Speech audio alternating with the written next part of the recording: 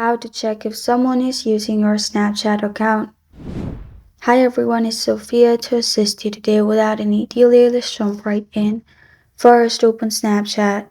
Log into your account, then click on your profile on top left corner of your screen.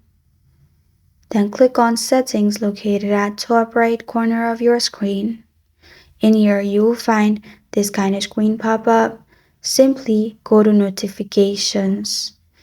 After you clicked on notifications and your notifications are turned off, but still you're getting messages, it means you have somebody using your Snapchat account.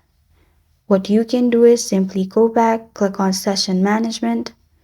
In here, if you have additional device which is not your device, it means someone is using your account. You can simply click on cross located at right and delete that account and simply change your password.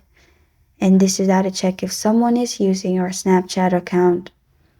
Thank you for joining me today. If this video helps you out, please leave a like and subscribe for more. Got a question or want to suggest a topic? Comment below. I am Sophia signing off. Until next time.